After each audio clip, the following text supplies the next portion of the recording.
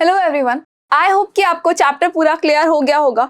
जैसे कि हमने हमारे चैप्टर के थ्योरी पार्ट को कंप्लीट कर लिया है, तो अब हम आएंगे हमारे क्वेश्चन आंसर्स पे।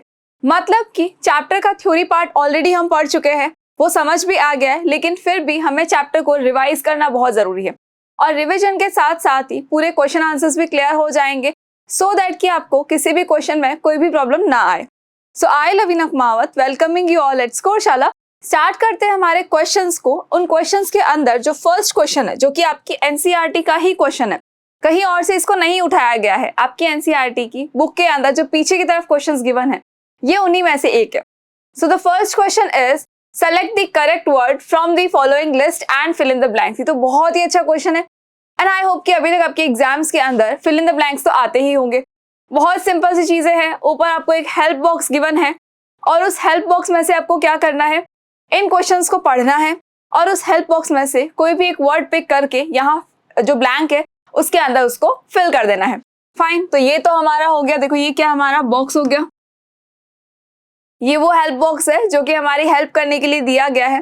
मोस्ट प्रोबेबली आपको एग्जाम के अंदर मे बी कि अब आप बड़े हो गए हो तो आपको हेल्प बॉक्स नहीं दिया जाता होगा, बट स्टिल हमें इस तरह से याद करना है कि अगर हेल्प बॉक्स नहीं दिया गया है तब भी हमें कोई भी प्रॉब्लम नहीं होनी चाहिए। भाई दिया गया है तो वेल एंड गुड, फिर तो कोई दिक्कत ही नहीं है।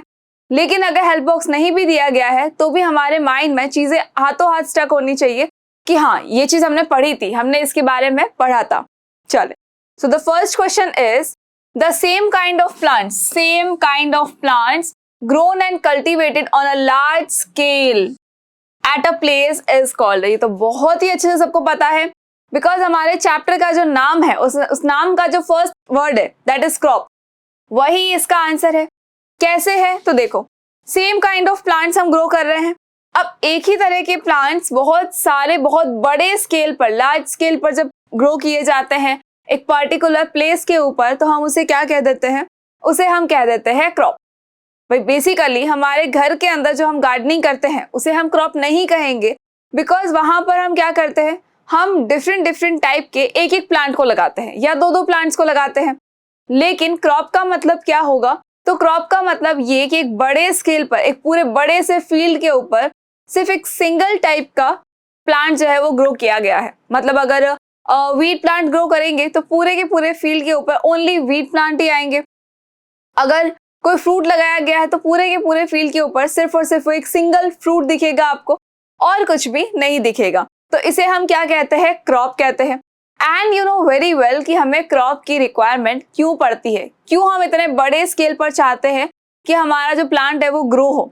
बिकॉज ग्रोइंग पॉपुलेशन है, इतनी ज्यादा पॉपुलेशन इंक्रीज हो रही है धीरे धीरे कि हमें क्या करना है, हमें उन सबकी डिमांड को, उन सबकी फूड की डिमांड को फुलफिल भी करना है। दैट इज वाई फार्मर्स क्या करते हैं, अपने खेत के ऊपर बहुत सारे प्लांट्स ग्रो करते हैं एक पर्टिकुलर टाइप के, और जब लास्ट के अंदर फसल पक के तैयार हो जाती है तो उसको उठाकर सेल आउट कर देते हैं, यानी उसको हार्वेस्ट करके सेल आउट कर देते हैं, जिससे कि पॉपुलेशन की जो फूड की डिमांड है वो भी फुलफिल हो जाए और फार्मर का घर भी अच्छे से चलता रहे, यानी फार्मर की भी अर्निंग होती रहे, उसके इकोनॉमिकल क्राइसिस ना आए। सो इसका आंसर क्या होगा हमारे पास, इसका आंसर होगा क्रॉप। इसका आंसर क्या होगा, क्रॉप। क्रॉप का मतलब हम हिंदी में बेसिकली फसल कहते हैं इसको, और लार्ज स्केल के ऊपर अगर सेम काइंड के प्लांट है दैट इज क्रॉप। यस, अगर डिफरेंट टाइप के प्लांट्स लगाए गए हैं तो वो क्रॉप नहीं होगी।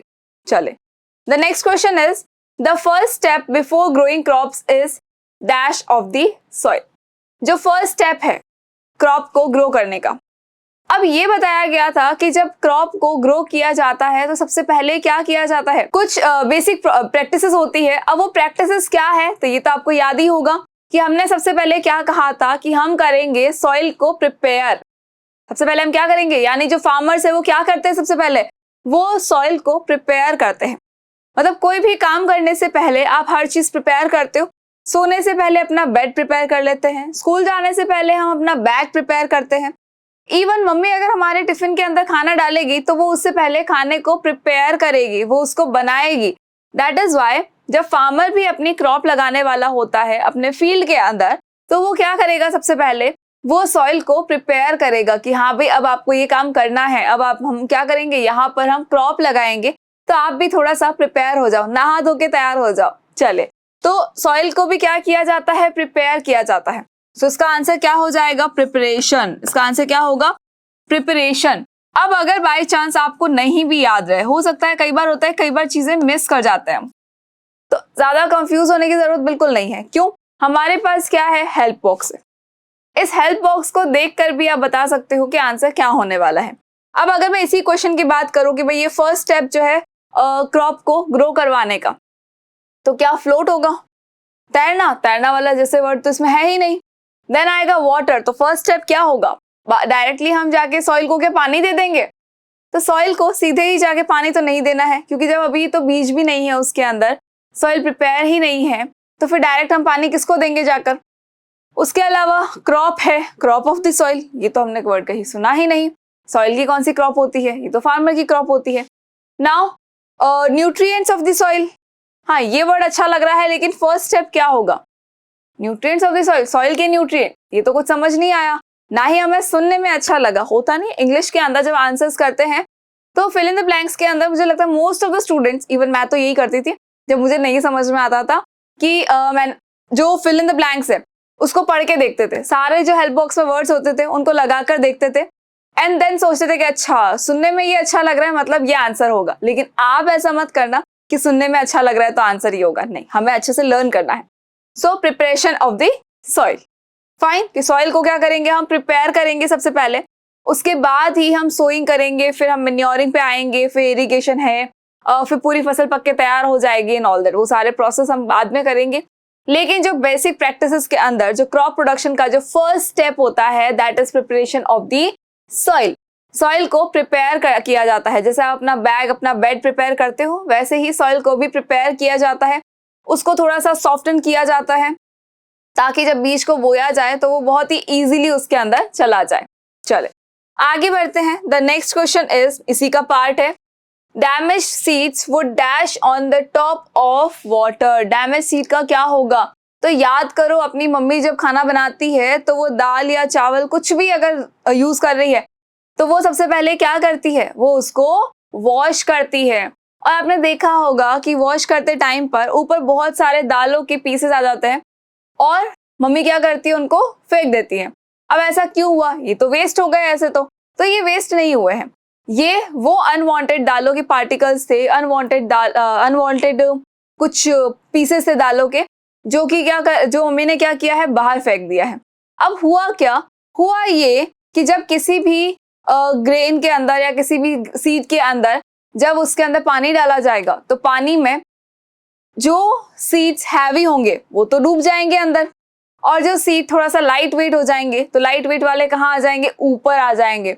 And you know very well कि सीड लाइट वेट कब होता है, भाई सीड के अंदर तो पूरी फिलिंग होती है, तो सीड तो हैवी होता है, तो वो क्या करता है, अगर सपोज हमारे पास में ये कंटेनर है और इसके अंदर भरा हुआ है हमारे पास में बहुत सारा पानी, जो सीड होगा वो क्या करेगा, जो अच्छा वाला सीड होगा वो यहाँ नीचे आ जाएगा।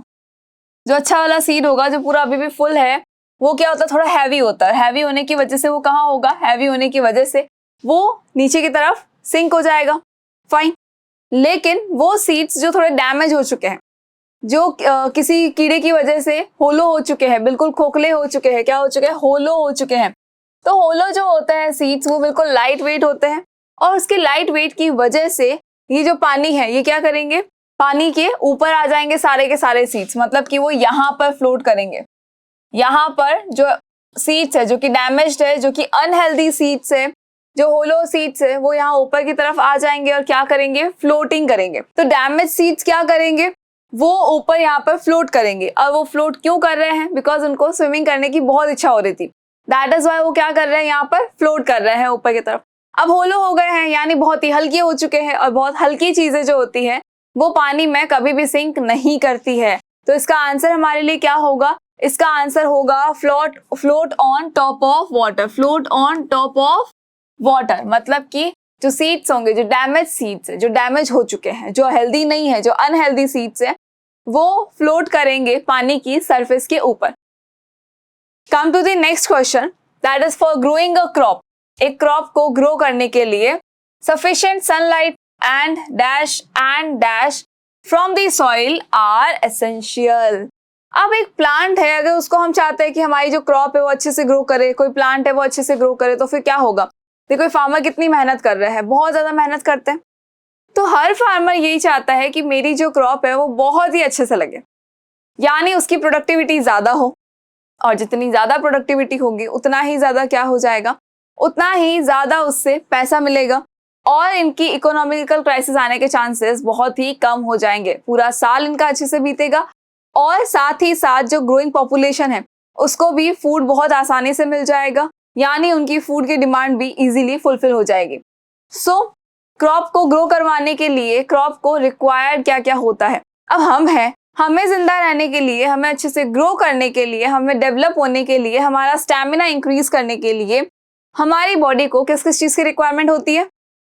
तो हमें रिक्वायरमेंट होती है अच्छे खाने की, अच्छे न्यूट्रिएंट्स की, एडिक्वेट क्वांटिटी में न्यूट्रिएंट्स की रिक्वायरमेंट होती है हमारी बॉडी को। तो डेफिनेट सी बात है कि हम प्रॉपर फूड डाइट तो लेते ही हैं। क्या हवा की जरूरत नहीं है? बिल्कुल है। ऑक्सीजन की जरूरत तो बिल्कुल है हमें। तो काफी सारी चीजों की रिक्वायरमेंट हमें होती है। तो वैसे ही प्लांट बॉडी भी क्या होती है? एक लिविंग थिंग है, और अगर प्लांट बॉडी लिविंग थिंग है तो उसको भी बहुत सारी चीजों की रिक्वायरमेंट होती है, जिसमें से फर्स्ट आता है सनलाइट, जिससे वो क्या करेगी? अपना खाना बनाने में हेल्प लेगी। मतलब कि फोटोसिंथेसिस का मतलब भी तो यही है कि लाइट की, यानी सनलाइट की प्रेजेंस में क्या बनेगा? प्लांट का खाना बनेगा। सो क्या हुआ? सनलाइट है, सफिशिएंट सनलाइट की रिक्वायरमेंट होगी। उसके अलावा क्या चाहिए? तो उसके अलावा जो क्रॉप है उसको रिक्वायरमेंट होगी किसकी? वाटर की। वाटर की रिक्वायरमेंट तो बिल्कुल होगी। क्या हम भी पानी पीते हैं? बिल्कुल पीते हैं, क्योंकि हमारी बॉडी 70% पानी से बनी है। हमारी बॉडी की बहुत सारी मेटाबॉलिक रिएक्शंस जो है वो पानी की वजह से हो पाती है। हमारी बॉडी का फूड जो है वो पानी की वजह से डाइजेस्ट हो पाता है। दैट इज वाई हमें पानी की रिक्वायरमेंट होती है। लेकिन जैसे कि हमें रिक्वायर्ड है पानी, वैसे ही प्लांट बॉडी को भी इसकी रिक्वायरमेंट बहुत ही ज्यादा होती है। और प्लांट बॉडी इस वाटर को कहाँ से लेता है? तो भाई हम इरिगेशन करते हैं। हम क्या करते हैं? प्लांट बॉडी को पानी देते हैं। उनको ग्लास भर के देते हैं क्या? नहीं, हम क्या करते हैं? इरिगेशन करते हैं, जिससे क्या होता है? प्लांट बॉडी को पानी मिल जाता है एडिक्वेट क्वांटिटी के अंदर।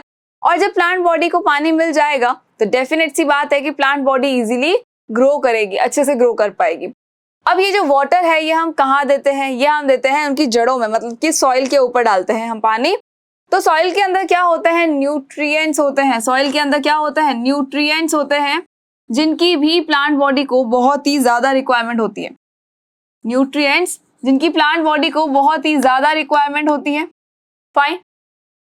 सो वाटर जब हम देंगे तो जो सॉइल के अंदर जो न्यूट्रिएंट्स है वो उस पानी के अंदर मिक्स हो जाएंगे, और मिक्स हो जाने के बाद में प्लांट बॉडी उनको एब्जॉर्ब कर लेगी, जिससे क्या होगा? प्लांट बॉडी की वाटर और न्यूट्रिएंट दोनों की ही रिक्वायरमेंट पूरी की पूरी फुलफिल हो जाएगी। फाइन। सो आई होप कि आपको इतनी चीजें तो क्लियर हो गई है। दैट मीन्स कि हमारा फर्स्ट क्वेश्चन यहाँ पर कंप्लीट हो गया है, एंड आई होप कि अब आपको पता है कि फिल इन द ब्लैंक्स कैसे करने हैं। याद रहे तो वेल एंड गुड, नहीं रहे तो हेल्प बॉक्स का भी यूज करना है। ऐसा नहीं है कि हम हेल्प बॉक्स का यूज करेंगे ही नहीं, लेकिन चीजों को रटना बिल्कुल भी नहीं है। सिर्फ और सिर्फ इनको क्या करना है? समझना है आपको, जिससे कि क्या होगा? आपके माइंड में चीजें जो है वो मिस नहीं करेंगी। हमेशा जैसे एग्जाम के अंदर आप क्वेश्चन देखोगे, सीधा आपका माइंड जो है आपको आंसर बता देगा कि ये देखो उस दिन हमने यहाँ पर पढ़ा था। चले आगे बढ़ते हैं। नेक्स्ट क्वेश्चन जो कि है मैचअप्स भी हमने बहुत बार किए हैं, बचपन से हम करते आ रहे हैं, और हमें ये बहुत अच्छे से पता है कि एक सर्टेन कॉलम के अंदर कुछ नाम लिखे होते हैं, एक सेकंड कॉलम और होता है जिसके अंदर उसके आंसर्स होते हैं, लेकिन वो थोड़ा सा शफल किए हुए होते हैं, थोड़ा ऊपर नीचे होते हैं। तो उनको बस हमें क्या करना होता है? अरेंज करना होता है। So the first thing is that is kharif crops. अब खरीफ क्रॉप से आपको इस बी के कॉलम में से कोई भी एक पॉइंट से मैच करवाना है। तो खरीफ क्रॉप इनमें से कौन सी है? क्या फूड फॉर कैटल? नहीं, बिल्कुल नहीं। Urea and super phosphate? ये भी नहीं। Then animal excreta, cow dung, urine and plant waste? ये भी नहीं। तो फिर खरीफ क्रॉप कौन सी? भाई ये सारी तो हमारे पास क्या था? क्रॉप ही नहीं थी। अब आ जाओ और नीचे, एक आता है व्हीट, ग्राम, पी। क्या ये खरीफ क्रॉप है? या फिर आएगा पैडी एंड मेज? अब इन दो में से देखना है। फिर बाकी हमें समझ में आ गया कि ये भी क्रॉप नहीं है, ये भी क्रॉप नहीं है, और ये भी क्रॉप नहीं है। तो जब ये तीनों ही क्रॉप नहीं है तो ये तो एलिमिनेट हो गए। लेकिन बचे यहाँ पर दो, एक है व्हीट, ग्राम, पी, एक है पैडी एंड मेज। अब जो खरीफ क्रॉप है बेसिकली होती क्या है, तो खरीफ क्रॉप जो है वो खरीफ के सीजन में उगाई जाती है, दैट मीन्स कि रेनी सीजन में उगाई जाती है। रेनी सीजन के अंदर खरीफ की क्रॉप को लगाया जाता है। और रबी की क्रॉप को कब लगाएंगे, रबी की क्रॉप को लगाएंगे विंटर सीजन में। रबी की क्रॉप को कब लगाएंगे हम, रबी की क्रॉप को लगाया जाता है विंटर सीजन में, विंटर सीजन में लगाया जाता है। तो खरीफ की क्रॉप इनमें से कौन सी है, तो हमें याद रखना है कि खरीफ की क्रॉप जो है वो है पैडी एंड मेज। खरीफ की क्रॉप कौन सी है, पैडी एंड मेज है। मतलब कि ये किसका आंसर हो जाएगा, ये इस फर्स्ट का आंसर हो जाएगा। Fine. The second is rabi crops. अभी हमने क्या देखा था कि ए, बी और सी तीनों ही क्या है, क्रॉप नहीं है। दैट इज वाई जो रबी क्रॉप्स होंगी वो कौन सी होगी, व्हीट, ग्राम, पी। अगर नाम याद रहते हैं तो बहुत अच्छी बात है, नहीं रहते हैं तो भी उनको याद करना है, बिकॉज खरीफ और रबी के एग्जाम्पल्स एग्जाम के अंदर पूछे जा सकते हैं। अच्छा ना, एग्जाम्पल्स एग्जाम के अंदर। चले आ जाइए वापस यहाँ पर। तो खरीफ क्रॉप्स कौन सी हुई, paddy and maize, and rabi crops कौन सी हुई है, wheat, gram and peas. Now the next question is, next मतलब इसी का नेक्स्ट है, केमिकल फर्टिलाइजर्स। इनमें से केमिकल फर्टिलाइजर्स कौन से हैं, तो देखो दो तो ऑलरेडी यहां से चले गए हैं, अब बचे कितने हमारे पास में, 3। इन 3 में से चेक करना है कि केमिकल फर्टिलाइजर्स कौन से हैं। तो केमिकल फर्टिलाइजर में देखो फर्स्ट क्या है, food for cattles. Is it, no, ये तो बिल्कुल भी नहीं होने वाला है। यूरिया एंड सल्फर फॉस्फेट, हाँ ये हो सकता है, लेकिन हम थोड़ा और एक बार आगे देख लेते हैं क्वेश्चन को। So animal excreta, cow dung, urine and plant waste. क्या ये आपका केमिकल फर्टिलाइजर है, नहीं, ये तो ऑर्गेनिक है, मतलब कि ये केमिकल फर्टिलाइजर नहीं है। फाइन। तो केमिकल फर्टिलाइजर्स होंगे कौन से, ये यूरिया एंड सुपर फॉस्फेट। तो यानी कि थर्ड का आंसर क्या होगा, बी होगा। आगे आ जाओ, नेक्स्ट आएगा ऑर्गेनिक मैन्योर। ऑर्गेनिक मैन्योर जो पढ़ाया गया था तो बताया था कि ऑर्गेनिक मैन्योर जो होती है उसको हम 2 तरह से बना सकते हैं। ऑर्गेनिक मैन्योर को 2 टाइप से बनाया जा सकता है। The first one is composting. The first method is composting and the second method is vermicomposting. Second method is vermicomposting. So, organic manure है। ऑर्गेनिक मैन्योर का मतलब होता है कि एक ऐसा मैन्योर, एक ऐसी खाद जो कि ऑर्गेनिक मैटर से बनाई गई है, जो एक्चुअली पूरा ऑर्गेनिक मैटर से बनी है, किसी कोई भी केमिकल से नहीं बनी है, किसी भी फैक्ट्री के अंदर नहीं बनी है। सो ऑर्गेनिक मैन्योर को बनाया जाता है animal excreta, cow dung, urine and plant waste से। मतलब कि जो एनिमल एक्सक्रीटा है वो भी किस में काम आएगा, मैन्योर बनाने में काम आएगा। इवन आपका काउ डंग है, यूरिन है, इवन प्लांट्स का कोई वेस्ट ही क्यों नहीं है, वो भी सब कहाँ जाएगा, वो सब का सब मैन्योरिंग करने में काम आएगा, यानी मैन्योर को बनाने में काम आने वाला है। फाइन, चल आई होप कि आपको ये क्लियर हो गया होगा। नाउ ये इसके आंसर्स है हमारे पास में। इसके बाद हम आते हैं नेक्स्ट पे, यानी हमारे नेक्स्ट क्वेश्चन पे। नेक्स्ट क्वेश्चन क्या बोल रहा है, गिव 2 एग्जांपल्स ऑफ ईच। अब आपको क्या करना है, खरीफ क्रॉप और रबी क्रॉप के एग्जांपल्स बताने हैं कि खरीफ क्रॉप क्या होती है और रबी क्रॉप क्या होती है। तो देखो खरीफ क्रॉप को अभी हमने क्या कहा था कि ये कब आती है, ये आती है रेनी सीजन के अंदर। या तो ये आती है खरीफ क्रॉप जो है खरीफ सीजन में, या फिर हम कह सकते हैं कि रेनी सीजन के अंदर आती है। फाइन, यानी रेनी सीजन में ही इसको लगाया जाता है और रेनी सीजन में ही इसको बाद में निकाल लिया जाता है, मतलब जब ये पूरी की पूरी रेडी हो जाती है तब। लेकिन ये क्रॉप कौन सी है, खरीफ क्रॉप, जो कि रेनी सीजन में लगाई जाएगी। उसके बाद हम आते हैं रबी क्रॉप के। देखो इनके डिफरेंसेस देखते चलो तो ऑटोमेटिकली आपको क्लियर हो जाएंगी चीजें। रबी क्रॉप है, इसको हम कहते हैं विंटर सीजन या विंटर क्रॉप में आती है, विंटर सीजन में आती है, विंटर क्रॉप होती है। फाइन, ये कौन सी होती है, विंटर क्रॉप होती है, और ये आती कब है, विंटर सीजन में आती है। यहाँ भी हम लिख देते हैं क्रॉप है ये रेनी क्रॉप है, ये विंटर क्रॉप है। रेन के सीजन में, मतलब बारिश के सीजन में, मॉनसून के टाइम पे जो क्रॉप्स लगाई जाती है उनको हम कहते हैं खरीफ क्रॉप, और जो ठंड के सीजन में यानी विंटर में लगाई जाती है उनको हम कहते हैं विंटर क्रॉप। फाइन, अब इन दोनों में डिफरेंसेस क्या क्या है, मतलब खरीफ क्रॉप है, ठीक है, तो क्या जिसको हमने नाम दिया रबी, क्या उसे हम खरीफ के प्लेस पे नहीं रख सकते, तो बिल्कुल नहीं। ऐसा नहीं कर सकते कि जो विंटर सीजन में ग्रो हो रहा है अच्छे से उसको हम ग्रो करवा दे किसमें, समर सीजन में, यानी मॉनसून सीजन के अंदर ग्रो करवा देते हैं। पॉसिबल है?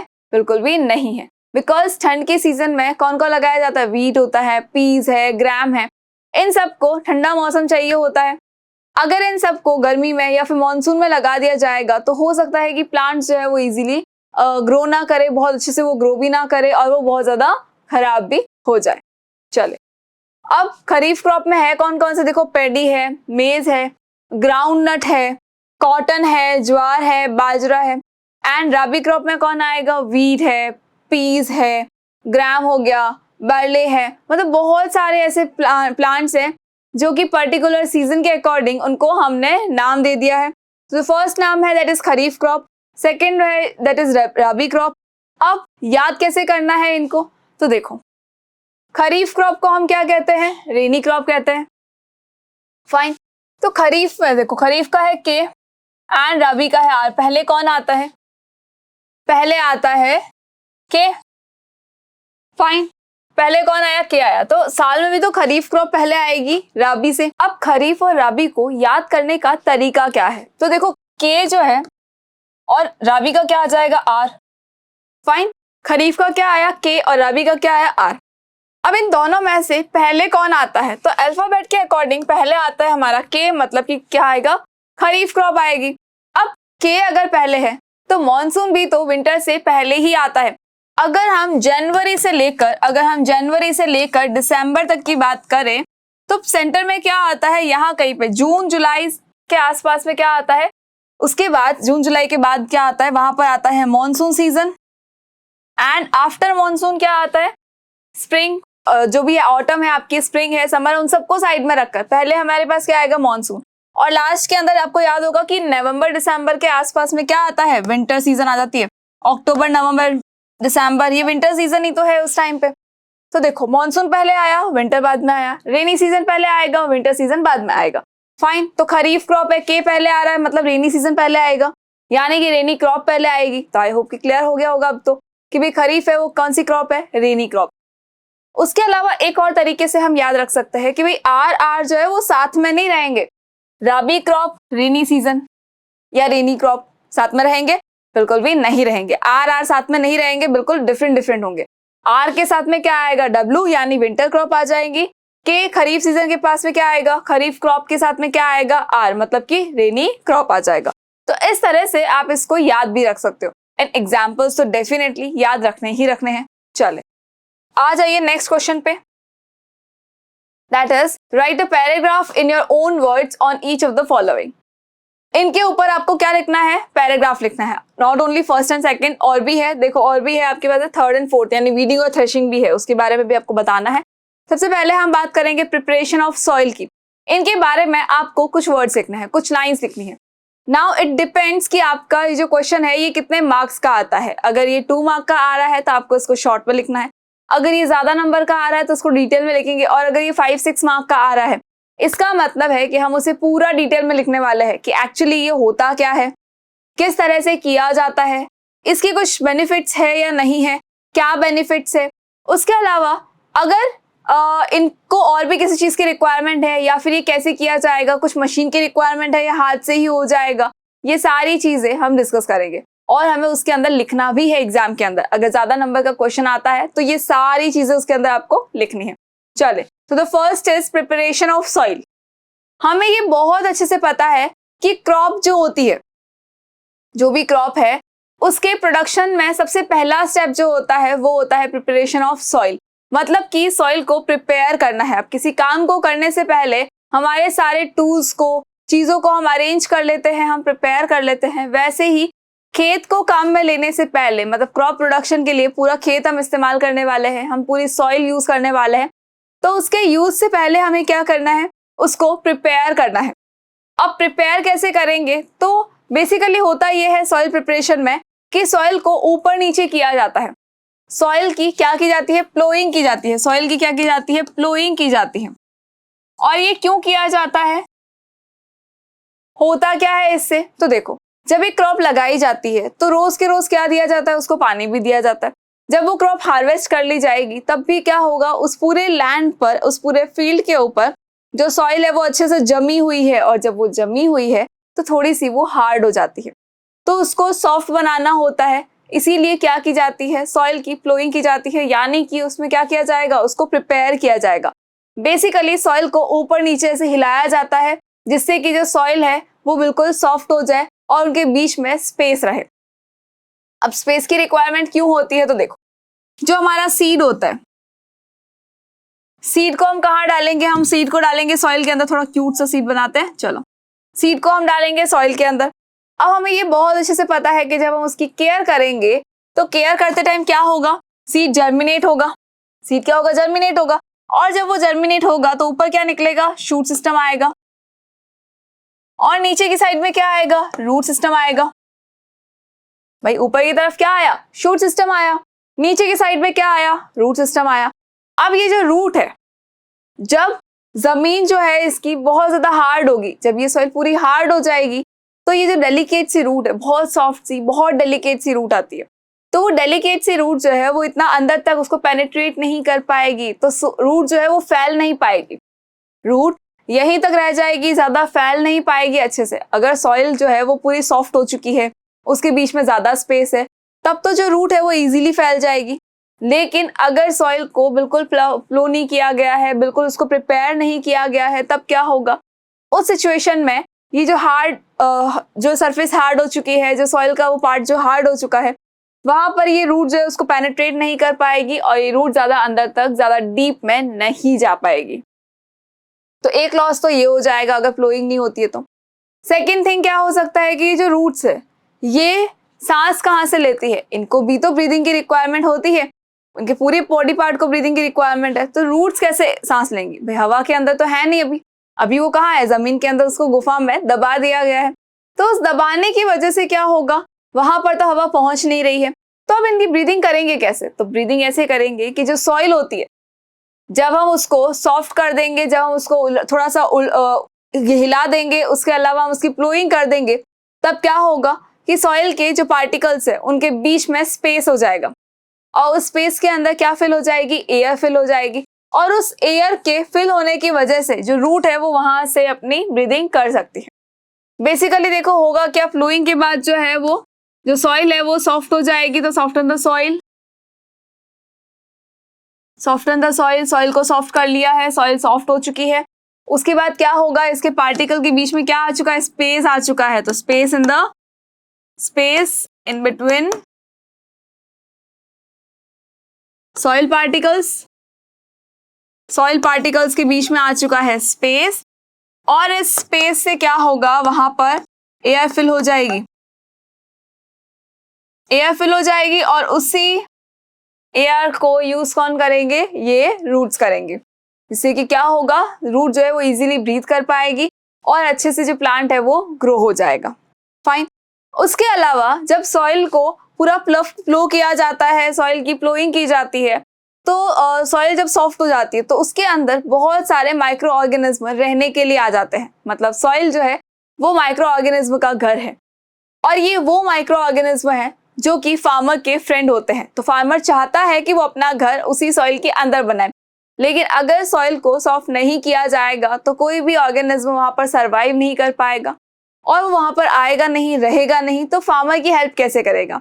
तो फार्मर के जो फ्रेंड्स है उनको उनके फार्मर के खेत पर बुलाने के लिए क्या करना पड़ता है, उनको सॉइल को सॉफ्ट करना पड़ता है, यानी कि प्लोइंग करनी पड़ती है, जिससे कि वो सारे ऑर्गेनिज्म आ जाएंगे उसी सॉइल के अंदर, उस खेत के अंदर, और वहां पर रहने के साथ साथ में कंटिन्यूअसली फार्मर को क्या देंगे, ह्यूमस बनाकर देंगे, और वही ह्यूमस क्या करेगा, प्लांट को ग्रो करने में हेल्प करेगा। अब फार्मर को बना के देने का मतलब क्या हुआ कि सॉइल के अंदर जब वो ऑर्गेनिज्म रहेंगे तो जो प्लांट का जो कोई भी अगर डेड पार्ट होगा, कुछ गिरा हुआ कोई पोर्शन होगा, तो वो धीरे धीरे किस में कन्वर्ट करेंगे, उसे वो कन्वर्ट करते रहेंगे ह्यूमस में, और वो ह्यूमस क्या होगा, प्लांट बॉडी को मिलता रहेगा और उनकी ग्रोथ अच्छी होती रहेगी। तो हुए ना ये फार्मर के फ्रेंड, बहुत अच्छे फ्रेंड है जो क्या कर रहे हैं, फार्मर भी तो यही चाहता है कि क्रॉप अच्छे से ग्रो हो, और ये माइक्रो ऑर्गेनिज्म भी क्या कर रहे हैं, इनडायरेक्टली क्रॉप को ग्रो करवाने में हेल्प कर रहे हैं।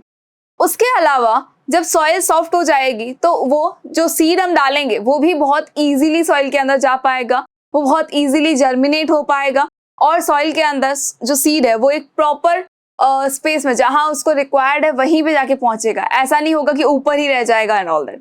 फाइन। सो फ्लोइंग करना बहुत ज्यादा इंपॉर्टेंट होता है, सॉइल की प्रिपरेशन करना बहुत ज्यादा जरूरी होता है। कैसे की जाती है फ्लोइंग? तो सॉइल को फ्लो करने के लिए, मतलब जनरली अगर हम गार्डनिंग करें तो गार्डनिंग में क्या होता है, एक खुरपी ली जाती है और उस खुरपी से मिट्टी को ऊपर नीचे किया जाता है। लेकिन फील्ड के अंदर ऐसा करना पॉसिबल नहीं है कि हम खुरपी ले और उसे छोटी छोटी थोड़ी सी थोड़ा रोज करते रहे तो हो जाएगा, नहीं, ये इतना पॉसिबल नहीं होता है। दैट इज वाई वहां पर यूज किया जाता है इन ट्रैक्टर्स को, इन कल्टीवेटर्स को।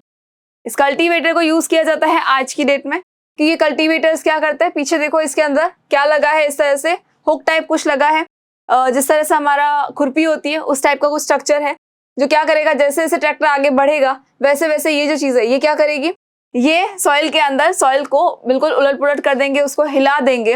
तो यानी इसकी क्या हो जाएगी, फ्लोइंग हो जाएगी। किसकी वजह से हो रही है? हार्वेस्टर की वजह से हो रही है। कौन है ये है हार्वेस्टर।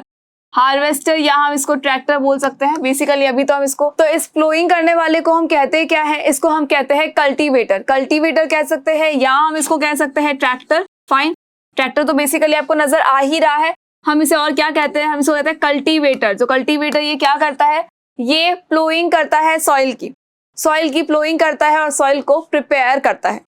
सो आई होप कि आपको ये एक पॉइंट क्लियर हो गया है कि प्रिपरेशन ऑफ सॉइल में आप एग्जाम में क्या क्या लिख सकते हैं। आप एग्जाम में ये लिख सकते हैं कि प्रिपरेशन ऑफ सॉइल किससे की जाती है, कल्टीवेटर से की जाती है। बेसिकली ये होती क्या है, तो सॉइल को सॉफ्टन करने को हम क्या कहते हैं, फ्लोइंग कहते हैं। और सॉइल को सॉफ्ट करना है, उसको हिलाना है, उसको उलट पुलट करना है, उसे ही तो हम कह रहे हैं preparation of soil, that is ploughing. अब ये फ्लोइंग करने के बेनिफिट्स क्या क्या होते हैं, तो देखो सीड जो है उसकी जर्मिनेशन में हेल्प मिलेगी, इजीली वो जर्मिनेट होगा। रूट को ज्यादा फैलने में हेल्प मिल जाएगी, रूट ज्यादा डीप तक चली जाएगी, रूट की ब्रीदिंग में हेल्प हो जाएगी। जो फार्मर के फ्रेंड है उनको भी फील्ड तक बुलाने में थोड़ी सी हेल्प होगी। उसके अलावा इसको किया कैसे जाता है, तो कल्टीवेटर से किया जाता है। फाइन। सो आई होप कि ये पॉइंट आपको क्लियर हो गया है। Now come to the next thing. जब फ्लोइंग हो जाती है, जब फार्मर पूरे खेत को प्रिपेयर कर लेता है, भाई सबसे पहले उसने सोचा था कि भाई मैं ये क्रॉप लगाऊंगा, तो उसके अकॉर्डिंग अब उसने क्या किया, पूरी की पूरी जो उसका फील्ड था उसको आराम से प्रिपेयर कर लिया है, सॉइल प्रिपेयर हो चुकी है, फील्ड की फ्लोइंग हो चुकी है। अब वो क्या करेगा, अपनी डिजायर्ड क्रॉप के हिसाब से सीड्स लेकर आएगा और सीड्स को क्या करेगा, सो कर देगा, मतलब कि उनको बो देगा जमीन के अंदर। अब सीड्स को सो करने के मेथड्स क्या क्या होते हैं, और उससे भी पहले अगर हमें क्रॉप की प्रोडक्टिविटी को इंक्रीज करना है, अगर हम चाहते हैं कि हमारी क्रॉप जो है वो अच्छे से ग्रो हो जाए, तो हमें क्या करना है, सीड कैसे लेना है। तो वी नो वेरी वेल कि सीड हमेशा कैसे होने चाहिए, गुड क्वालिटी के होने चाहिए। सीड कैसे होने चाहिए, seed should be very good quality. ठीक है, सीड जो है वो बहुत ही अच्छी क्वालिटी के होने चाहिए। अब अच्छी क्वालिटी के कैसे पता चलेगा, मतलब हम उसकी शक्ल देख के देखेंगे कि अच्छा ये वाला जो है ब्लैक कलर जैसा लग रहा है, बाहर निकालो, अरे नहीं ये वाला तो डिफरेंट कलर है, मतलब ये सुंदर है तो इसको रख लेते हैं। तो ऐसे तो हम बिल्कुल नहीं करने वाले हैं। सीड को चूज करना बहुत ही बड़ा टास्क होता है। अगर आपने सीड को अच्छे से चूज किया है, मतलब अगर फार्मर ने सीड को बहुत अच्छे से चूज किया है और सोच समझ के चूज किया है, तब तो क्या होगा, उनकी जो क्रॉप है वो अच्छे से ग्रो करेगी, प्रोडक्टिविटी अच्छी होगी उस क्रॉप की। लेकिन अगर सीड्स जो है वही अच्छे नहीं है तो क्या होगा, जो क्रॉप है वो डैमेज हो जाएगी। कैसे, वी हैव टू फार्मर्स। ठीक है, हमारे पास में कौन है, दो फार्मर्स है। एक फार्मर ये है जो ब्लू कलर का है, ठीक है, ये है फार्मर ए। एक हम लेते हैं येलो कलर का फार्मर। अब ठीक है, येलो ब्लू मिक्स हो गया, वापस बना देते, चलो कोई बात नहीं, वापस बना देते हैं इसको। ओके, ये लीजिए। अब ये क्या है, येलो कलर का फार्मर आ चुका है हमारे पास में। अब एक फार्मर है हमारे पास में ए, दूसरा फार्मर है बी। अब इन दोनों ने क्या किया, एक क्रॉप लगाई थी, अपनी अपनी एक क्रॉप लगाई थी दोनों ने। हुआ क्या, हुआ ये कि जो फार्मर ए है, साल के एंड में जब उसने देखा, मतलब जो क्रॉप उसकी लग गई थी उसके बाद जब उसने देखा, तो इसकी क्रॉप तो बहुत अच्छी थी। ठीक है, बहुत ही अच्छी क्रॉप मिली इसको, गुड क्रॉप। लेकिन जो फार्मर बी है उसमें क्या हो गया, कुछ पौधे जो थे वो तो बहुत अच्छे थे, लेकिन कुछ जो थे वो बिल्कुल ऐसे खराब निकले, वो अच्छे से ग्रो ही नहीं हुए, वो तो बहुत छोटे छोटे ही रह गए। उनपे जो डिजायर्ड पल्सेस या ग्रेन कुछ आना था वो तो आया ही नहीं। अब हुआ क्या, इसने इसको जाके पूछा कि भाई आपके तो बहुत अच्छी क्रॉप लगी है, सारे ही प्लांट्स बहुत अच्छे ग्रो हुए हैं, बट मेरे तो आधे हुए आधे नहीं हुए, बीच बीच में से कुछ कुछ हो गए कुछ कुछ नहीं हुए। अब इन्होंने क्या कहा कि भाई मैंने तो अच्छी क्वालिटी के सीड्स लिए थे तो मेरी क्रॉप तो बहुत अच्छी हो गई। तुमने सीड्स को चूज करते टाइम पे ध्यान नहीं रखा होगा और कुछ जो बैड क्वालिटी सीड्स थे वो भी ले लिए होंगे, इसीलिए क्या हुआ कि तुम्हारी जो क्रॉप है वो अच्छे से ग्रो नहीं कर पाई। कुछ प्लांट्स ग्रो हो गए और जो बैड सीड्स थे उनके वाले प्लांट्स ग्रो नहीं हुए। फाइन, लेकिन अब पता कैसे करें? द मेन क्वेश्चन इज कि हम पता कैसे करेंगे कि गुड क्वालिटी सीड्स कौन से हैं और बैड क्वालिटी सीड कौन से हैं। तो इसको पता करने की एक बहुत छोटी सी ट्रिक, कुछ नहीं करना है, सिर्फ हमने क्या करना है, पानी के अंदर सारे सीड्स को रख देना है। पानी के अंदर सारे ही सीड्स को डाल देना है। जो हम सीड्स खरीद कर लाए हैं मार्केट से उसे हम क्या करेंगे, पानी के अंदर डाल के रख देंगे। और रखने के विद इन 30 सेकेंड्स और 40 सेकेंड्स के बाद क्या होगा, जैसे जैसे आप इसको हिलाते जाओगे वैसे वैसे कुछ जो सीड्स होंगे वो तो यहाँ नीचे ही बैठे हुए रहेंगे, कुछ जो सीड्स होंगे वो यहाँ पर नीचे की तरफ बैठ जाएंगे, यहाँ बैठ जाएंगे कुछ सीड्स तो फाइन, और कुछ सीड्स ऐसे होंगे जो यहाँ ऊपर की तरफ आ जाएंगे, फ्लोट कर जाएंगे। अब ये जो फ्लोटिंग सीड्स है और जो सिंकिंग सीड्स है इनका क्या रीजन है भाई, अगर फ्लोट करने थे तो सारे फ्लोट करने चाहिए थे, अगर सिंक होने थे तो सारे ही सिंक होने चाहिए थे। ये कुछ को तैरने का शौक कहाँ से लगा, तो कुछ को तैरने का शौक यहाँ से लगा कि भाई जब ये होलो हो गए, जब ये बहुत खोखले हो गए, जब ये बहुत हल्के हो गए हैं तो ये क्या करेंगे, ऊपर की तरफ आ जाएंगे। फाइन, लेकिन जो ये हैवी सीड्स है जो थोड़े से भारी है वजन में, क्योंकि उन्होंने डाइटिंग नहीं की थी, सीड्स ने डाइटिंग नहीं की थी, जिम विम नहीं गए थे, इसलिए वो थोड़े से मोटे हैं, थोड़े से हेल्दी है और साथ ही साथ थोड़ा सा उनका वजन ज्यादा है, तो उस वेट की वजह से वो कहाँ आ जाएंगे, नीचे की तरफ आ जाएंगे।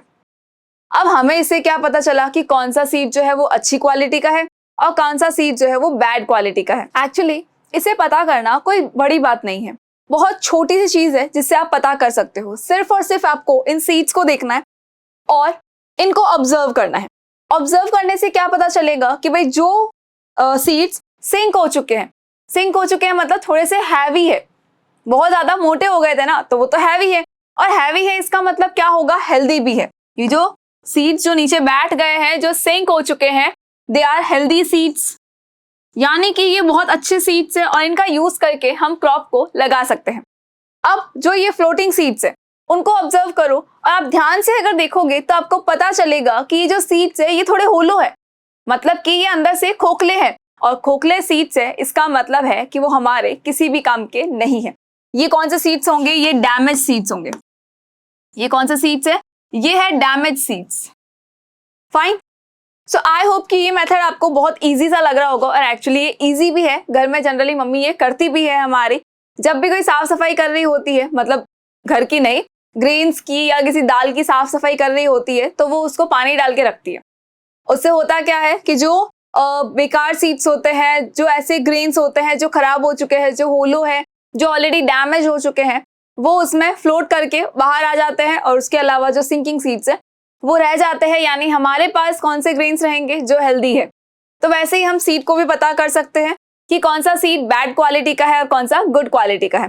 तो जो सिंक हो चुके हैं ये गुड क्वालिटी सीड्स होंगे, और जो फ्लोट कर रहे हैं वो बैड क्वालिटी सीड्स होंगे। तो इनको यूज हमें नहीं करना है, इनको ऊपर से बाहर निकाल देना है, और जो सिंक हो चुके हैं उनका यूज करके क्या करना है, सोइंग करनी है।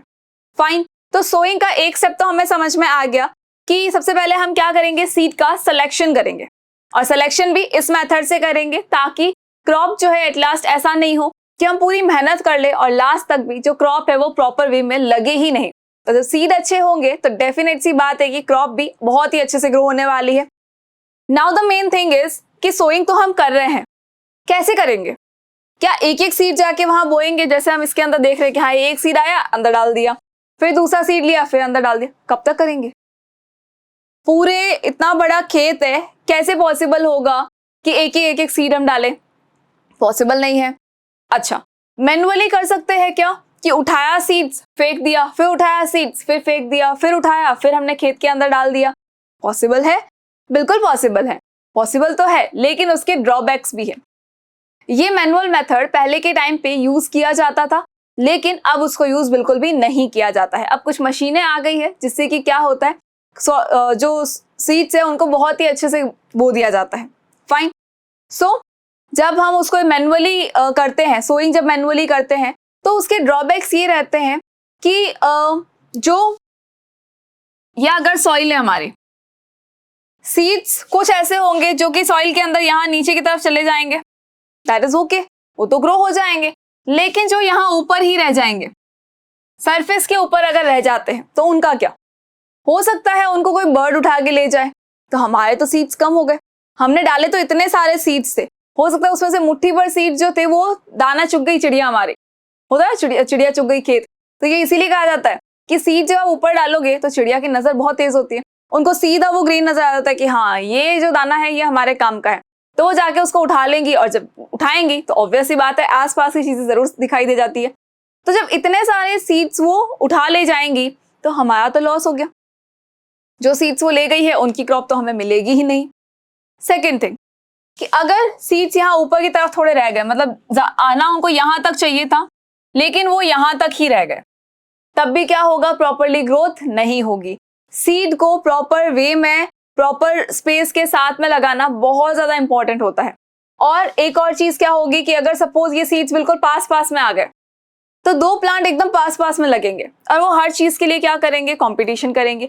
स्पेस के लिए भी कंपटीशन करेंगे, न्यूट्रिएंट्स के लिए भी कंपटीशन करेंगे, सनलाइट के लिए भी करेंगे। तो हमारे ही क्रॉप अगर आपस में लड़ेंगी तो क्या होगा भाई, अगर अपने ही घर में लोग लड़ते हैं तो क्या होता है, घर की शांति भंग होती है। तो वैसे ही जब अपने ही खेत के अंदर अपनी ही क्रॉप्स अगर लड़ने लगेंगी तो वो अच्छे से ग्रो नहीं कर पाएंगी, उनका डेवलपमेंट नहीं हो पाएगा, तो हमारी क्रॉप जो है वो वैसे भी थोड़ी सी डैमेज हो जाएगी, मतलब बहुत ही कम मिलेगी, प्रोडक्टिविटी भी कम हो जाएगी। दैट इज वाई अब किसका यूज किया जाता है, अब यूज किया जाता है सीड ड्रिल का। अब यूज किया जाता है सीड ड्रिल का यूज किया जाता है। होता क्या है सीड ड्रिल में, एक्चुअली जैसे प्लोइंग की जाती है, या फिर हम बोल सकते हैं कि अच्छा जो पहले के टाइम पे जो बैलों से प्लोइंग की जाती थी, बैल जो पीछे की तरफ वो लगाते थे हल और उससे फिर प्लोइंग की जाती थी, वो उस टाइप का अगर कुछ है तब भी हम क्या कर सकते हैं, सीड ड्रिल टाइप कुछ बना सकते हैं। यानी कि एक कीप लाइक स्ट्रक्चर लगा दे और उस कीप लाइक स्ट्रक्चर्स में क्या होगा, ऊपर हमने सीड्स डाले हुए हैं, जैसे जैसे प्लोइंग होती जाएगी वैसे वैसे वो सीड जो है उसके अंदर आता चला जाएगा। सीड ड्रिल भी ऐसा ही कुछ होता है, लाइक कल्टीवेटर है हमारे पास। तो कल्टीवेटर में हम पीछे की तरफ क्या करेंगे, जो ये कल्टीवेटर है हमारे पास, पीछे की तरफ यहाँ पर एक फनल लाइक स्ट्रक्चर लगा दिया जाएगा पाइप के साथ में। जैसे जैसे ये कल्टीवेटर आगे की तरफ मूव करेगा वैसे वैसे क्या होगा कि उस फनल के अंदर से एक सीड जो है वो जमीन के अंदर आता जाएगा, जिससे कि प्रॉपर डिस्टेंसिंग के साथ में सीड बो दिए जाएंगे, प्रॉपर वे में सीड जाएंगे, जितने अंदर जाने चाहिए थे उतने अंदर तक चले जाएंगे सीड, और ऊपर नहीं रहेंगे तो कोई बर्ड भी उनको नहीं ले जा पाएगी। तो ये बहुत सारे बेनिफिट्स हो सकते हैं सिर्फ और सिर्फ सीड ड्रिल के। देखो पहले के टाइम पे क्या था, लोगों को नहीं पता था इन सारी चीजों के बारे में, वो मैनुअली हर काम करते थे, मेहनत भी ज्यादा करते थे। अब क्या हुआ है, टेक्नोलॉजीज आ गई है, तो उन टेक्नोलॉजीज के साथ साथ में क्या होगा, उससे फार्मर की जो मेहनत है वो भी बच जाती है, प्लस उनका टाइम बच जाता है, इजीली उनका काम हो जाता है एंड बहुत ही प्रॉपर मैनर के अंदर होता है।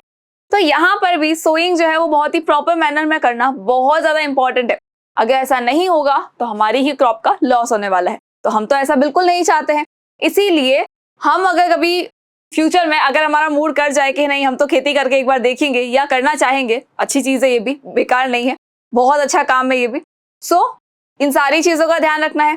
अगर कोई फार्मर कर भी रहा है तब भी हम उनको सजेस्ट कर सकते हैं, ऐसा नहीं कि वो अच्छे से नहीं कर रहे हैं, बिल्कुल वो अच्छे से कर रहे होंगे, लेकिन हो सकता है कई बार जो हमने अभी ड्रॉबैक्स बताए कि पास पास में आ गए हैं, सीड ज्यादा अंदर तक नहीं जा पा रहे हैं, अगर ऐसा कुछ है तो हम उनको ये सजेशन भी दे सकते हैं। फाइन। और आपको भी पता होना चाहिए कि एक्चुअली ये सारे जो काम है, जो हमारे घर में इतना सारा जो फूड आता है वो सब कहाँ से आता है और किस किस तरह से आता है, कितनी ज्यादा मेहनत के साथ में आता है, और उस मेहनत को, उस एफर्ट को कम करने के लिए क्या क्या किया जा सकता है। हो सकता है इन फ्यूचर कोई ऐसा पर्सन भी हो, मतलब जो अभी पढ़ रहे हो आप लोग, उनमें से ही कोई ऐसा साइंटिस्ट बने जो जाके फार्मर की थोड़ी और हेल्प करे और उनके थोड़े एफर्ट्स को और कम कर दे और उनके क्रॉप की प्रोडक्टिविटी को बढ़ा दे। तो जब आपको पता होगा कि क्रॉप के लिए क्या क्या चीजें रिक्वायर्ड है, कौन कौन से स्टेप्स है, तभी तो आप ये कर पाएंगे। दैट इज वाई हम इस चैप्टर को पढ़ रहे हैं। चले आगे बढ़ते हैं और हम देखते हैं वीडिंग को। अब वीडिंग के बारे में हमें लिखना है। तो बेसिकली वीडिंग होती क्या है, और उससे भी पहले वीड्स क्या होती है। वीडिंग तो ठीक है, वीड्स को हटाना हम वीडिंग बोलते हैं, बट वीड्स क्या है। फाइन, देखो वीडिंग किसको कहते हैं, removal of weeds, removal of weeds, ये होती है वीडिंग। लेकिन ये वीड्स क्या है भाई, ये लाइन तो बहुत ही इजी थी। ठीक है, एक वीड नाम की कोई चीज है, उसको हटा के बाहर फेंक देना है।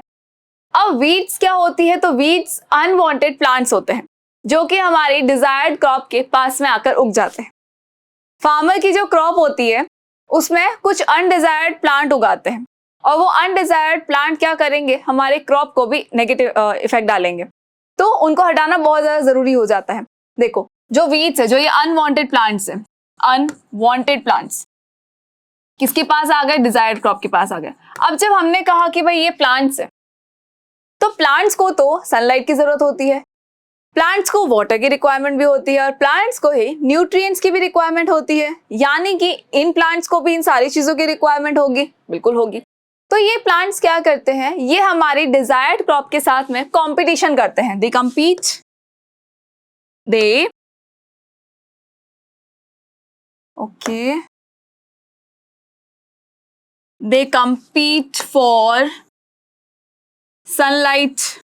सनलाइट के लिए भी कंपटीशन करेंगे। कैसे करेंगे सनलाइट के लिए कंपटीशन, कि जो हमारी डिजायर्ड क्रॉप होगी उसके पास में आ जाएंगे, आसपास में, और उनको ढकने की कोशिश करेंगे जिससे कि सनलाइट जो है उनको ना मिले। उसके अलावा ये स्पेस के लिए भी करेंगे। स्पेस का मतलब जगह के लिए करेंगे कि भाई नहीं, मैं यहाँ पे खड़ा रहूंगा, आप नहीं। फाइन, तो हमारी डिजायर्ड क्रॉप के साथ में क्या, लड़ते रहेंगे और उनसे कंपटीशन करेंगे स्पेस के लिए, सनलाइट के लिए, इवन वाटर के लिए भी करेंगे। जो हम उनको पानी देते हैं प्लांट्स को, वो ये पी जाएंगे तो हमारी डिजायर्ड क्रॉप को नहीं मिलेंगे।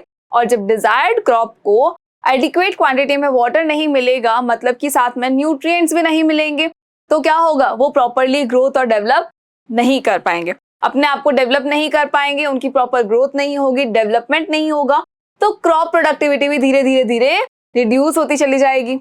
उसके अलावा देखो और किसके लिए कंपटीशन किया इन्होंने, न्यूट्रिएंट्स के लिए भी किया। इन्होंने ले लिए सारे न्यूट्रिएंट्स, तो हमारे जो डिजायर्ड क्रॉप है उसको दिए ही नहीं। नाउ द क्वेश्चन इज कि भाई ये वाले जो प्लांट्स है और एक जो हमारी डिजायर्ड क्रॉप है, अगर दोनों में लड़ाई होती है तो जीतेगा कौन? क्या हमेशा यही जीतेंगी या हमेशा हमारी क्रॉप ही जीतेंगी? देखो सिंपल सी चीज है, अगर हमारी क्रॉप जीत जाती है तब तो हमें कोई प्रॉब्लम ही नहीं है, अच्छे से ग्रो हो रही है, क्या प्रॉब्लम है, क्यों मेहनत करें हम। लेकिन होता क्या है, हमेशा जीत कौन जाता है, ये अनवांटेड प्लांट्स जीत जाते हैं। ये क्यों जीत जाते हैं? बिकॉज ये वाइल्ड प्लांट्स होते हैं, ये वाइल्ड प्लांट्स होते हैं और जंगली होते हैं। जंगली है तो ऑब्वियस सी बात है ये बहुत ज्यादा खूंखार होंगे और बहुत ज्यादा ताकतवर भी होंगे। तो इतने ताकतवर है कि ये हमारी डिजायर्ड क्रॉप से ये सारी चीजें चुरा लेते हैं, इनका स्पेस ले लेते हैं, उनका वाटर, उनका न्यूट्रिएंट, सनलाइट, सब कुछ ले लेते हैं ये।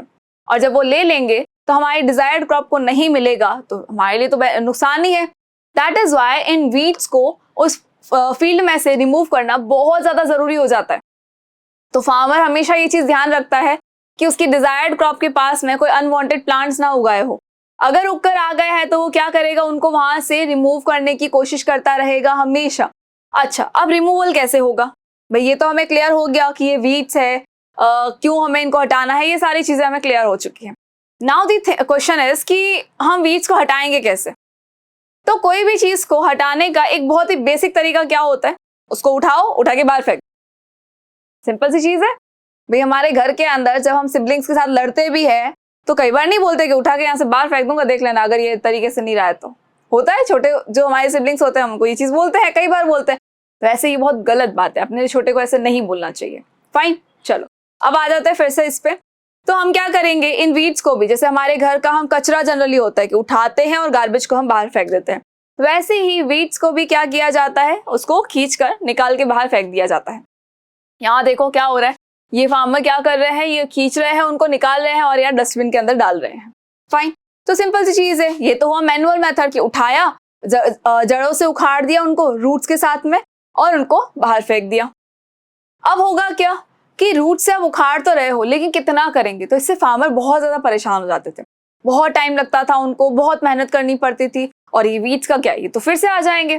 तो नया तरीका क्या निकला, थोड़ी सी टेक्नोलॉजी में चेंज होने के बाद क्या तरीका निकला कि हम वीडीसाइड का यूज कर सकते हैं। हम किसका यूज कर सकते हैं? वीडीसाइड का यूज कर सकते हैं, वीडीसाइड्स का यूज कर सकते हैं। तो ये जो वीडीसाइड है, भाई साइड का मतलब क्या होता है? मारना होता है, किल करना होता है। तो वीडीसाइड क्या करेंगे? वीड्स को मारने का काम करेंगे। दे किल वीड्स, फाइन। ये क्या करेंगे? वीड्स को मारने का काम करेंगे, यानी वीड्स को खत्म करने का काम करेंगे। तो वीडीसाइड को जब स्प्रिंकल कर दिया जाता है सब जगह पर, पूरे खेत के अंदर, तो वीड्स ऑटोमेटिकली धीरे धीरे धीरे खत्म हो जाते हैं। अब इनका वीडीसाइड का हमारे डिजायर्ड क्रॉप के ऊपर कोई भी इंपैक्ट नहीं पड़ता है, बेसिकली कोई इंपैक्ट नहीं पड़ेगा। तो सिर्फ और सिर्फ क्या होगा? वीड्स हटेंगे। उसके अलावा जब वीड्स को हटा दिया जाता है तो कई बार होता है कि उसकी रूट्स जो होती है वो वहीं रह जाती है। तो जब हम प्लोइंग करते हैं नेक्स्ट क्रॉप के लिए, जब प्लोइंग की जाती है, सॉइल को प्रिपेयर किया जाता है, तो उसका एक रीजन ये भी है कि जो वीड्स है वो उसकी जो रूट्स रह गई है, या अगर कोई वीड का कोई प्लांट रह गया है, वीड कुछ कोई पोर्शन के अंदर अगर वीड रह गई है, तो प्लोइंग के टाइम पर क्या होगा? वो ऑटोमेटिकली सॉइल के साथ में मिक्स हो जाएगी और वहां से उखड़ के साइड हो जाएगी। तो जब रूट से निकल जाएगी तो डेफिनेट सी बात है कि फिर से वहां पर ग्रो नहीं हो पाएगी। फाइन, चलो आगे बढ़ते हैं। देखो उसके अलावा नेक्स्ट क्वेश्चन हमारा क्या है? ये तो सब हमने पढ़ लिया, हमने वीडिंग पढ़ ली है हमने। ओके वीडिंग, अच्छा वीडिंग के साथ एक और रह गया था, कोई बात नहीं, फिर से आ जाओ पीछे। वीडिंग के बाद हमारे लिए रह जाता है एक थ्रेशिंग। सो सॉरी, कोई प्रॉब्लम नहीं है, पढ़ लेते, क्या फर्क पड़ रहा है, आगे थोड़ा ना गए थे हम। चलो वीडिंग आई होप क्लियर हो गया होगा। अब आ जाओ थ्रेशिंग पे। थ्रेशिंग क्या होता है? तो देखो जब हमारी क्रॉप लग जाती है, हमने सॉइल प्रिपेयर कर लिया, हमने सीड्स को बो दिया, बाकी का इरिगेशन और जो आपका मैन्योरिंग का काम होता है वो हमने अभी यहाँ पे नहीं पढ़ा है, लेकिन ठीक है हमें वो भी करना है। वीडिंग का काम भी हो गया। आफ्टर वीडिंग जब ये कंप्लीट प्रोसेस हो चुका है, जब बहुत अच्छे से केयर हो चुकी है क्रॉप, तो लास्ट के अंदर जब क्रॉप पूरी अच्छे से ग्रो हो जाती है, और ग्रो होने के बाद में जब वो हार्वेस्टिंग का पीरियड आ जाता है, तो उसको क्या किया जाता है? हार्वेस्ट कर लिया जाता है, मतलब कि उसको काट लिया जाता है। लेकिन जब प्लांट को काटा जाता है, जब प्लांट को काटा जाएगा तो क्या होगा? भाई हमारा प्लांट तो ये है, हमारा प्लांट तो ये है जो जमीन के ऊपर यहाँ पे लगा हुआ है। अब होता क्या है कि जो ये हमारा सरफेस है, यहां से बस इस वाले पोर्शन से कट कर लिया जाता है हमारे प्लांट को। यहाँ इस वाले पोर्शन से क्या होगा? प्लांट को कट कर लिया जाएगा। अब हुआ क्या?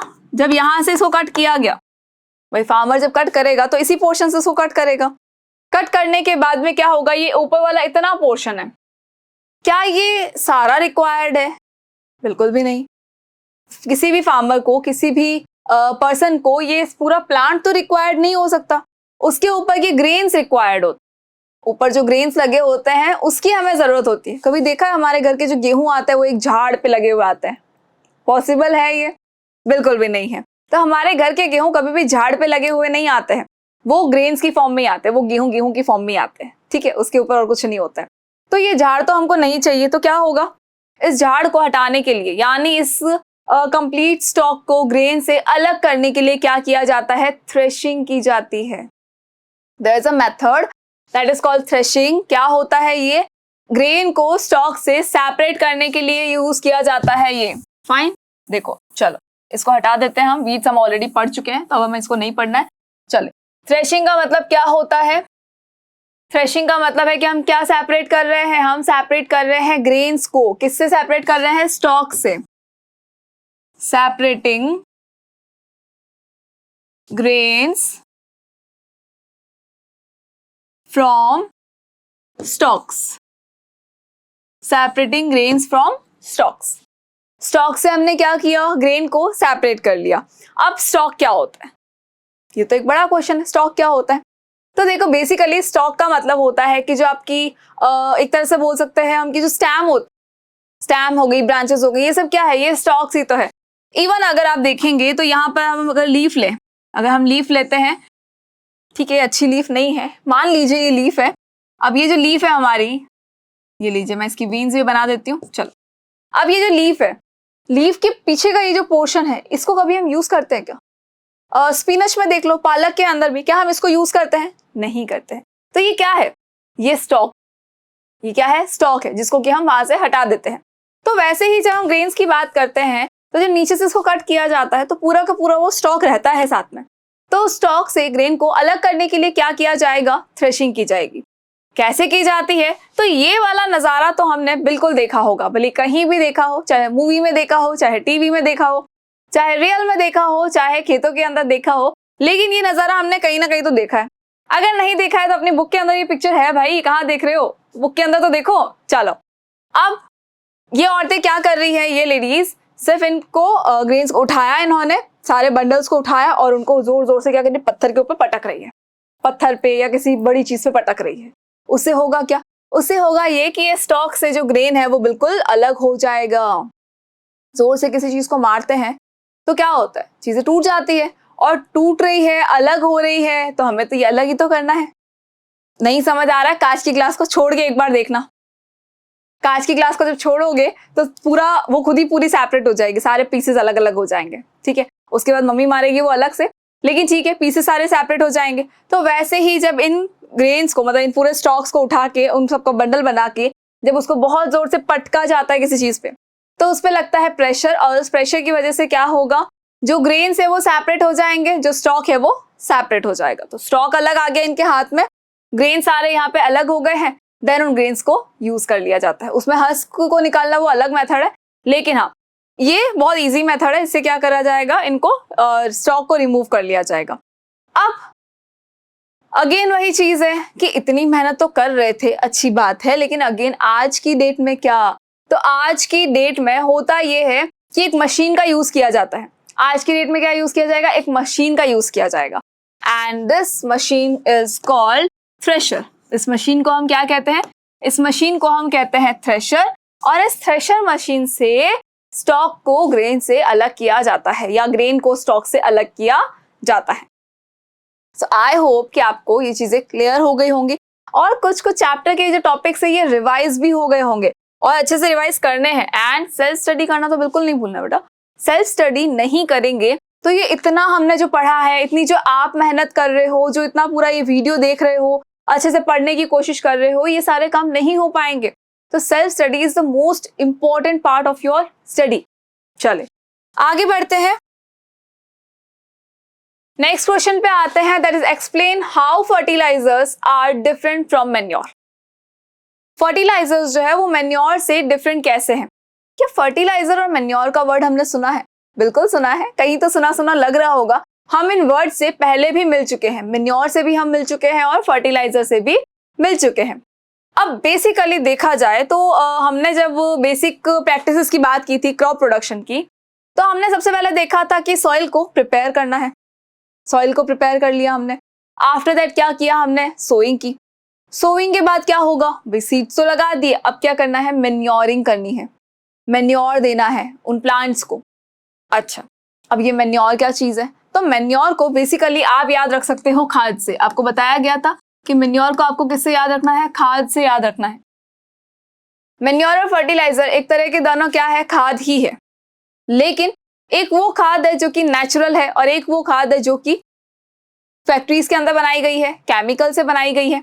फाइन, चले इनकी रिक्वायरमेंट ही क्यों है? सबसे पहले तो जैसे हमारी बॉडी को न्यूट्रिएंट्स की रिक्वायरमेंट होती है, जैसे कि हमारी बॉडी को न्यूट्रिएंट्स की रिक्वायरमेंट होती है for energy, for growth, for development, to protect from disease and all that. सारी चीजों के लिए रिक्वायर्ड होते हैं हमारे न्यूट्रिएंट्स।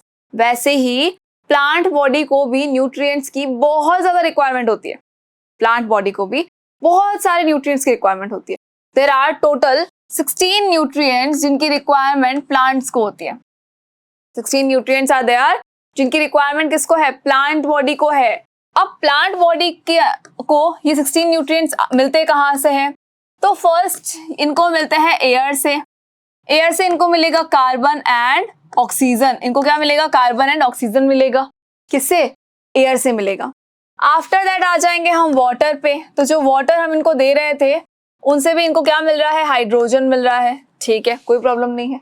आफ्टर दैट एयर से मिल गया, वाटर से मिल गया। अब इनको किससे मिलेगा? अब इनको मिलेंगे न्यूट्रिएंट्स सॉइल से। न्यूट्रिएंट्स कहाँ से मिलेंगे?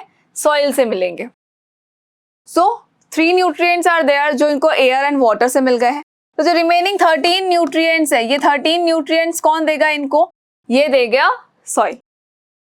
अब ये जो सॉइल है इनके अंदर भी 2 पार्ट्स में न्यूट्रिएंट प्लांट बॉडी को प्रोवाइड किए जाते हैं। एक होता है माइक्रोन्यूट्रिएंट, एक होता है माइक्रोन्यूट्रिएंट एंड सेकंड होता है मैक्रोन्यूट्रिएंट। मैक्रोन्यूट्रिएंट जो कि कहां से मिलते हैं? सॉइल से मिलते हैं। मैक्रोन्यूट्रिएंट मतलब ज्यादा क्वांटिटी में रिक्वायर्ड है, माइक्रोन्यूट्रिएंट का मतलब होता है जो कि कम क्वांटिटी में रिक्वायर्ड है। कोई प्रॉब्लम नहीं है। बट ये न्यूट्रिएंट्स आते कहां से हैं? सॉइल के अंदर। इतना तो हमें समझ में आ गया कि जो न्यूट्रिएंट ज्यादा रिक्वायर्ड होते हैं उनको मैक्रोन्यूट्रिएंट कहते हैं, जो कम क्वांटिटी में रिक्वायर्ड है उनको माइक्रोन्यूट्रिएंट कहेंगे। अब वो जो भी है, चाहे वो सल्फर है, मैग्नीशियम है, मैग्नीज है, चाहे एनपीके है, जो भी न्यूट्रिएंट्स है, लेकिन ये न्यूट्रिएंट सॉइल के अंदर आते कहां से हैं? तो बेसिकली सॉइल के अंदर ये न्यूट्रिएंट्स को रिप्लेनिश करने की जरूरत नहीं होती है, ये खुद ही रिप्लेनिश होते रहते हैं। लेकिन अगर हम कंटिन्यूअसली क्रॉपिंग किए जा रहे हैं, फार्मिंग किए जा रहे हैं, तो क्या होगा? ये न्यूट्रिएंट्स प्लांट यूज कर लेंगे, यूटिलाइज कर लेंगे उनका, देन सॉइल के अंदर उनकी कमी हो जाएगी, और जैसे ही डेफिशिएंसी हो जाएगी किसी भी न्यूट्रिएंट की, तो नेक्स्ट क्रॉप को वो इम्पैक्ट करेगा। तो उससे बचने के लिए या हमारे क्रॉप को इम्पैक्ट ना हो उसके लिए क्या किया जाता है? मैन्योरिंग की जाती है। सॉइल को ये न्यूट्रिएंट्स प्रोवाइड किए जाते हैं। सॉइल को जिन भी न्यूट्रिएंट्स की रिक्वायरमेंट है वो न्यूट्रिएंट्स प्रोवाइड किए जाते हैं। और कौन सी फॉर्म में दिए जाएंगे? भाई दाल चावल की फॉर्म में तो दिए नहीं जाएंगे, ना ही आपके पिज्जा बर्गर की फॉर्म में दिए जाएंगे, वो दिए जाएंगे मैन्योर एंड फर्टिलाइजर्स की फॉर्म में। फाइन। अब दोनों में डिफरेंस क्या है? जब दोनों ही चीजें न्यूट्रिएंट प्रोवाइड करने का काम कर रही है, देन द डिफरेंस इज कि एक है जो नेचुरल है, दूसरा है जो केमिकल से बना है। तो मैन्योर ऐसा है जो कि क्या है? नेचुरल है। मैन्योर क्या है? बिल्कुल नेचुरल है। मैन्योर क्या होगा? बिल्कुल नेचुरल होगा। ये है नेचुरल। ये क्या है? मैन्योर है। जो आपको इसमें नजर आ रहा है ये क्या है? मैन्योर। और ये क्या है? नेचुरल है। और ये जो आपको नजर आ रहा है दैट इज फर्टिलाइजर। ये क्या है? ये है फर्टिलाइजर। लेकिन ये जो फर्टिलाइजर है ये कैसे बना है? ये केमिकल से बना है, फैक्ट्रीज के अंदर बना है। केमिकल से और फैक्ट्रीज के अंदर बना है। तो द फर्स्ट डिफरेंस इज कि मैन्योर नेचुरल खाद है, फर्टिलाइजर केमिकल से बना है, फैक्ट्रीज के अंदर बनाया जाता है। अब हम सिर्फ मैन्योर की बात कर लेते हैं कि भाई ये क्या होता है।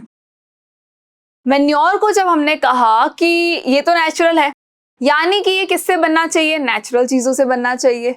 तो मैन्योर को बनाने के लिए ज्यादा किसी चीज की रिक्वायरमेंट नहीं होती है, ना ही कोई एक्सपेंस आता है उसके अंदर, ना ही कोई खर्चा आता है उसके अंदर। इनको जरूरत होती है ऑर्गेनिक मैटर की। मैन्योर को अगर बनाना है तो मैन्योर के फॉर्मेशन में किसकी रिक्वायरमेंट होगी? ऑर्गेनिक मैटर की रिक्वायरमेंट होगी।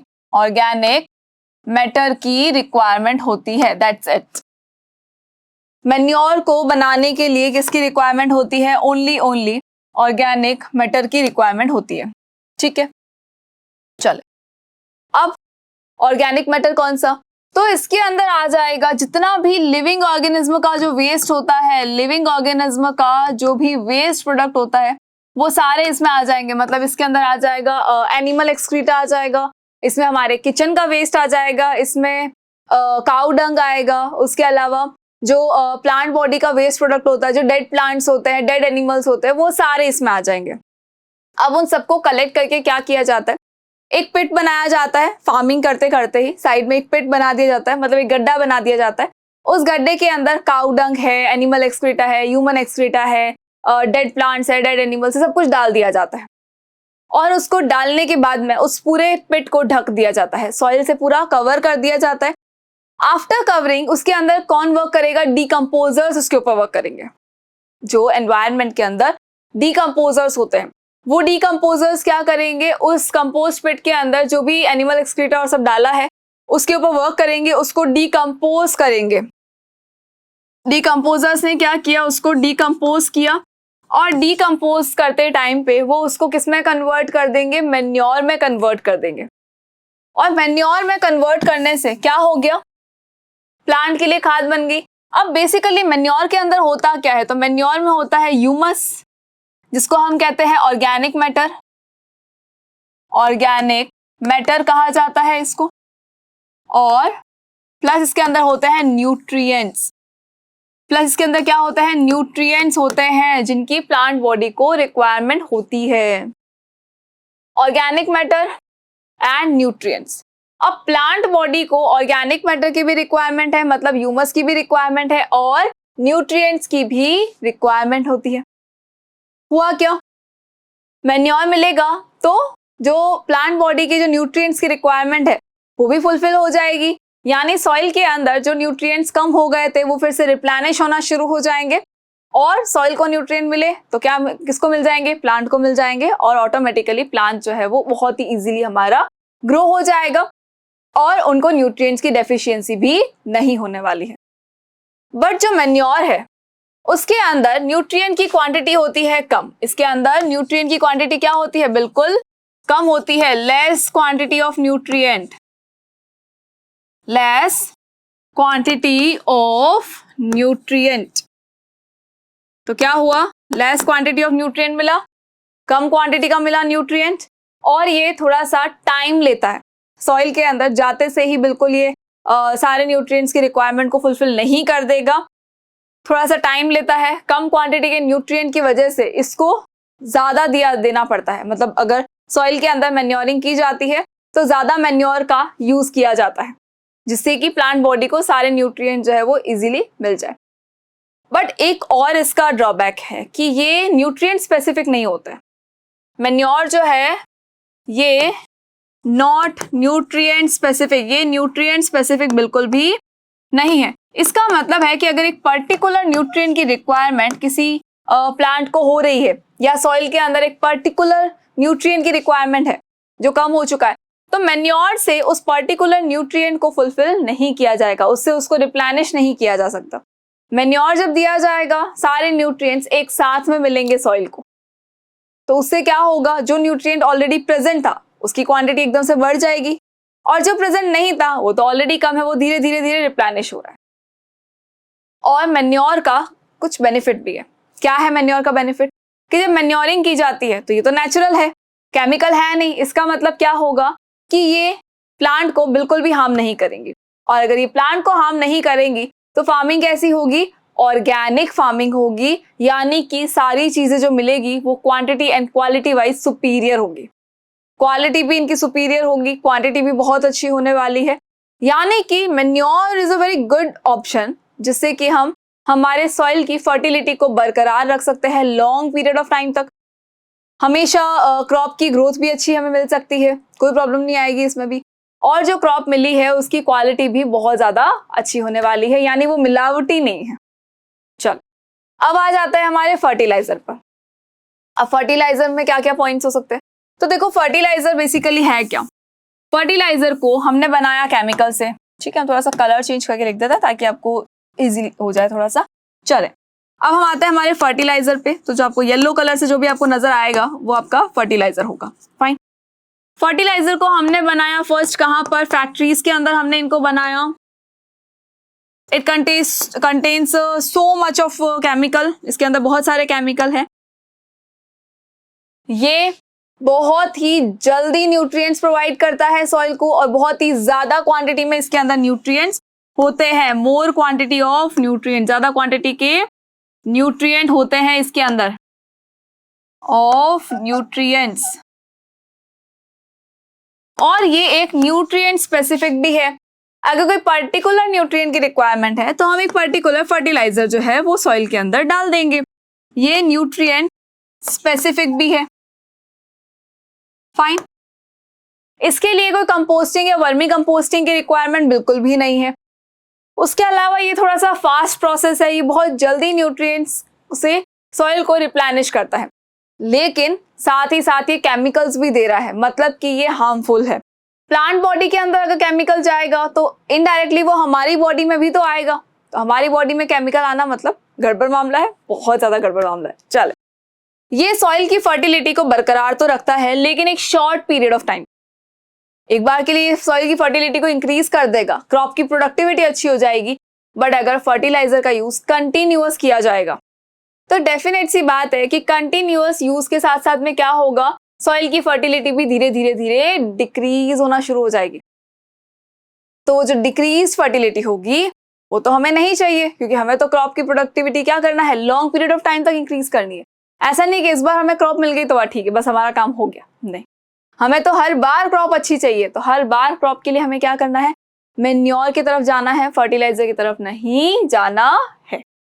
सो आई होप कि आपको अब क्लियर हो गया है कि दोनों के अंदर बेसिकली डिफरेंसेस क्या क्या है।